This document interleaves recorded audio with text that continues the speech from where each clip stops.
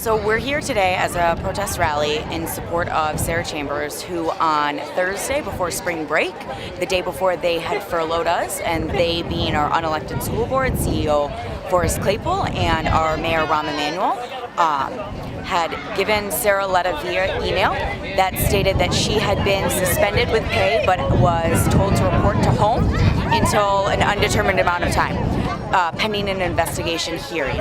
All we know that it is alleged to a park administration violation of board and state policies. However, we clearly know this is a coordinated attack in attempt to fire Sarah for her activism, Sarah for her role model, nature of leading Saucedo, her students, her parents, and the overall community as a co-chair of the Special Education Task Force that has really pushed back on the board's egregious policies against students with disabilities this year. Sarah is also an advocate for our LGBTQIA population at Saucedo and the broader CPS community, and so it's purely CPS trying to silence her voice. She's been a dear friend of mine and a dear colleague of mine for 8 years now. She's been in my classroom over the last 8 years, and I've seen firsthand her dedication to the students that she serves. Not only students that she serves, but all students Sarah was concerned about. She's a fighter, her friends are a fighter, and she is going to come back. Thank you for your support. So we're not quite sure exactly the details, but a park is the administration of a state-mandated test that it takes numerous days, as well as definitely marginalizes our students with disabilities population. A very small percentage have passed this exam. There are only 5 states plus DC that actually still administer the park exam due to the pushbacks. And so essentially it is Sarah being alleged that she did not follow protocol. CPS is saying that they do not care or recognize or value student voice, family voice, and the rights of parents and students to have an educated and fully versed conversation in the necessity of participating in this exam. Quite frankly, it is not used for any sort of measure. It is not used for high school enrollment or application. It is not used for the requirement in grades 3, 6, or 8 for promotion to the next grade. And so it is simply not valuing that. And CPS is resorting to the tactics of bullying, harassment, and frankly, disrespect to all parties involved. What do we want? Ms. Chambers! When do we want her? Now! We'll also be going to the Board of Education meeting next Wednesday. If you are able to attend that, also see me or Iris or Ines, one of the parents that's talking to a reporter. As far as I know, it is still undetermined, where CPS is been silent and is very strategic in the way that they are attacking Sarah, and they are not really providing the appropriate information. I mean, a teacher of 8 years that has dedicated her life to her students, her classroom. Sarah taught at Saucedo since the day after she graduated from her college degree. And so for that fact of someone that is invested in so much, CPS, when they notified her before she was about to board a plane to Brazil to work with international solidarity and the fight for public education as a right, they simply said that there was an incident and have failed to provide any sort of reasonable amount of information of next steps, of giving herself as a human being, as an employee, her students, her school community, or her personal life, some sort of security or rest assurance of a fair and a expedited process that we are constitutionally guaranteed that CPS is ensuring she is denied. Veterans of the teachers union know a year ago and before that, there would have been nobody here from SEIU Local 73. Our leadership was in bed with ROM, and everybody in town knows it. Our leadership has been removed by our international. But I gotta tell you this, before that, there was a union fighting for the members of Local 73 in the public schools, and that was the teachers union that was fighting for our members. And we know that. This is the kind of trade union leader that we need. Somebody for whom the fight isn't about a few more pennies in the pay packet. This is a trade unionist that understands that We are under attack as a class, and the only way we're gonna win is if we unite everybody who's under attack. That's why she defends and supported and has taken part in the rallies and the protests for the Black Lives Matter movement. That's why she's there for the immigrant rights movement. That's why she traveled to Brazil this last week to be part of the World Federation of Trade Unions event there in support of the teachers in Brazil. She's an internationalist. And that's why this woman has to have her job back, because an injury to one really is an injury to all, and we're not going to stop fighting until they let Sarah teach. Sarah has coordinated and worked with disability rights groups, attorneys, parents, students, and the community to ensure that our voices are heard, and this is CPS trying to stifle that strong, powerful, leading voice that Sarah has.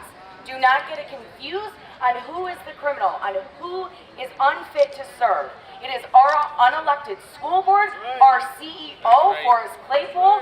CPS chooses to hire people like Barbara Byrd Bennett that deliberately steals millions from our students, and instead they remove Sarah from the classroom, they remove stability, they remove a role model for not only her students, her coworkers, but people like me that see Sarah and get strength from Sarah. And so it's important that we stand behind her and what is right. My name is Marlena Ceballos, and I'm a good friend and colleague of Sarah.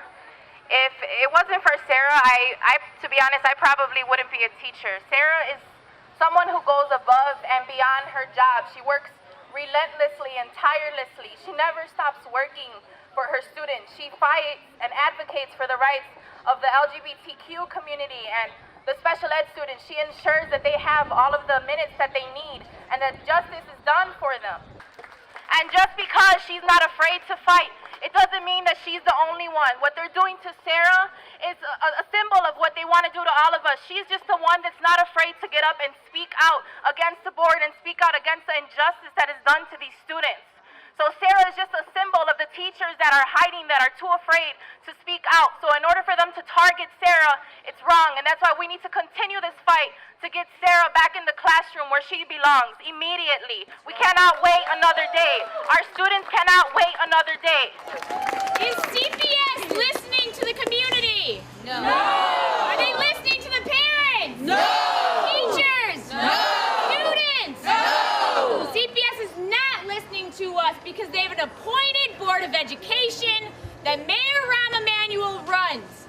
All right, so we need to go in this hearing, raise hell, go to the next Board of Education meeting, and stop them because this community is strong. Are you with me? Yeah. I had the pleasure of formally being acquainted with her last February 4th actually, because I met Sarah Chambers as we were both arrested in the sit-in at Bank of America.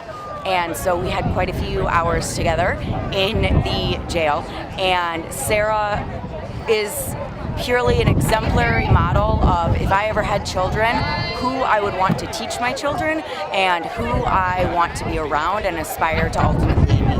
Because Sarah has never allowed pressure or criticism to stand in her way of truly advocating for what is right. Sarah is on the executive board of our union. She is the co-chair of the Special Education Task Force. I want to say first and foremost that you, children and students of Sarah, and the parents of those children at this school and at other schools who are out here are the really, really brave soldiers that are out here today. You should give yourselves a big round of applause. It takes a lot of bravery to come out here to support Sarah today. From all of you and your parents and your fellow students, it takes a lot of bravery to do what Sarah has done at this school. I have a kid who's in the Chicago Public Schools as well. And I really wish that I could have taken the lead from somebody like Sarah and opted my kid out of those exams that Sarah came here every day and talked to students and talked to teachers and talked to community members and told them that this is not the education that you all deserve. The education that you all deserve is not just taking exams, so administrators could say that there are certain levels that our students are learning at. Sarah wanted to teach and cares about teaching and cares about education beyond tests and beyond test scores. That's why she taught about the Black Lives Matter movement. That's why she talked about the most important social issues of the day in Chicago, in the United States, even across the world. We're here in unequivocal support of the CTU and its struggles against the Chicago public school system and the Board of Education. We're here in unequivocal support of all of you students and your parents to get your teacher back. And we're going to continue to fight. We'll do whatever you ask us to do. Whatever you need us to do to fight to make sure that Sarah continues to teach at this school and Sarah continues to organize in this city. Thank you very much. CPS used to distinctly separate the funds for special education students to ensure that their services were being met. Now those two pots have been merged together, where even the best advocates and disability rights groups cannot tell where the money is being spent, as well as either general education needs or special education needs have to be sacrificed because CPS is repeatedly and systematically underfunding both special education and general education. Hi, my name is Iris and I am a former student from Ms. Chambers. I want to say a little background information about myself. I had to repeat the 8th grade and Ms. Chambers was the one right there, right next to me, to supporting me, not letting me down, not letting go of my dreams. And Ms. Chambers noticed that I needed special education services, and she talked to my mom and we fought.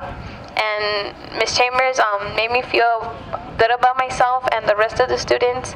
Even though we were special education students, she made us feel that we were part of like the part of how do I explain it? Like we were regular students, even though we were pulled out, even though we were pulled aside of other classes.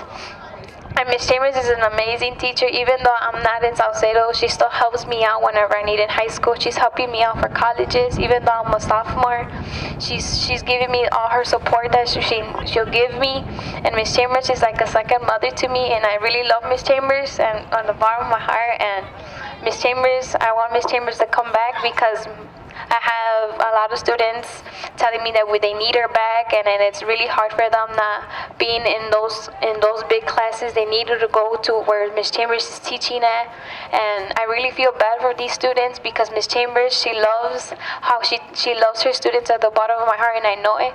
And I want Ms. Chambers back really badly because I know these students need her, and these 8th grade students are about to graduate and they need her right now, these special moments and critical moments, because they're about to graduate and go off to high school.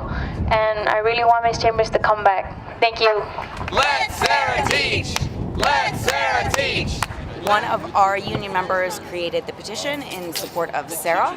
While often petitions are flooding our email boxes or believed to not have an effect, every signature truly matters for our unelected school board, our incredibly terrible CEO, Forrest Claypool, and our atrocious mayor to really hear the voices of the collective people.